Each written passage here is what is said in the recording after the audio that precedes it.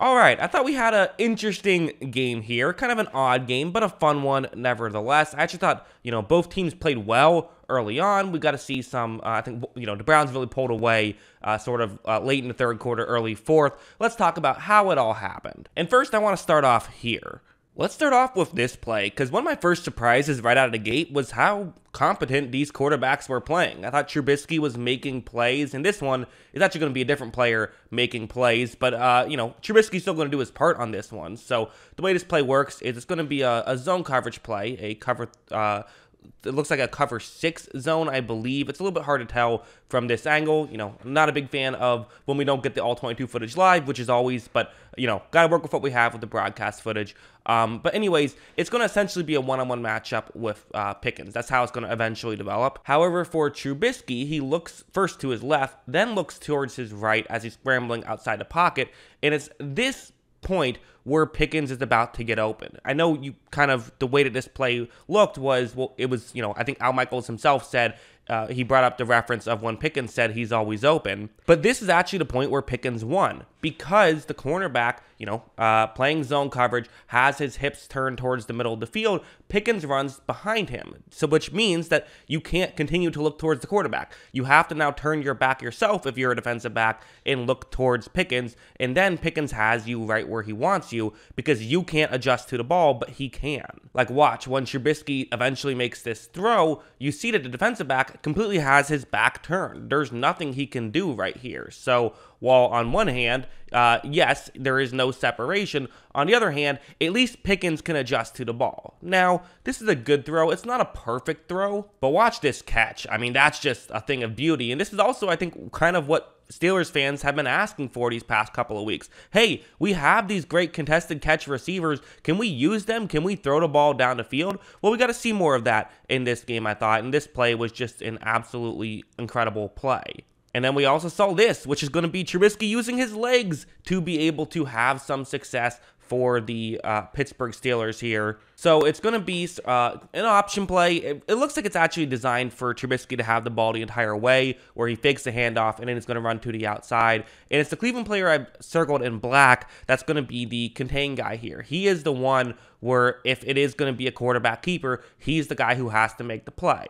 And if you notice, he actually does a pretty good job at not getting too fooled by the handoff. He is prepared to stop Mitchell Trubisky here. As you see, Trubisky does get into the end zone. Barely. Listen, he didn't leave with a lot of room to spare, necessarily, but he did get into the end zone. That is what matters. So, good play there by Trubisky. I believe, again, Al Michaels brought up Ben Roethlisberger not making that play. Definitely true. Definitely a play that, Trubisky brings to the table. So, that was very good. Meanwhile, for Cleveland, Brissett was running the offense well. Brissett had plays like this where, again, it's kind of a simple concept, but this is what you hope to have with your backup quarterback, is it's zone coverage, and then you have this kind of concept where you have a tight end running out to the flat, and then another receiver who is actually also a tight end on this play, interestingly enough.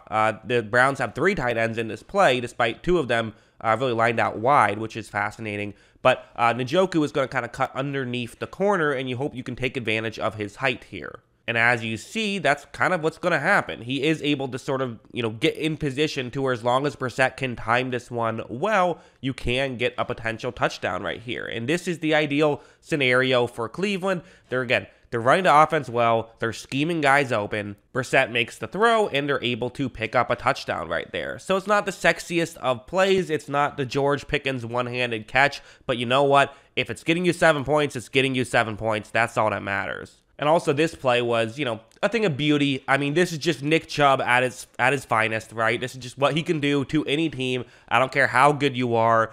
He can always do this to you, where it's going to be a run to the offense's right here. And I've circled the Pittsburgh player who's the closest unblocked man. And watch, up until this point, before Chubb gets to the line of scrimmage, Pittsburgh is playing this pretty well. I mean, Cleveland might get a couple of yards. The reality is you'll take 2-yard runs from Nick Chubb every day of the week. Those are great run stops against a Browns, running attack that they do have. But the issue is, it's one thing to get to Nick Chubb. It's another thing to bring him down. One missed tackle later, you now have Chubb with a one-on-one situation against Minkah Fitzpatrick, who, again, very good safety. However, Chubb runs by him as well. And, this is just what Chubb does to you. I remember hearing a story about, I'm not going to compare him to Barry Sanders, but I remember hearing a story about when Barry Sanders one time juked out John Lynch, and John Lynch was feeling bad about himself, and Warren Sapp joked to him, hey, join the club, because that, Barry did that to everybody.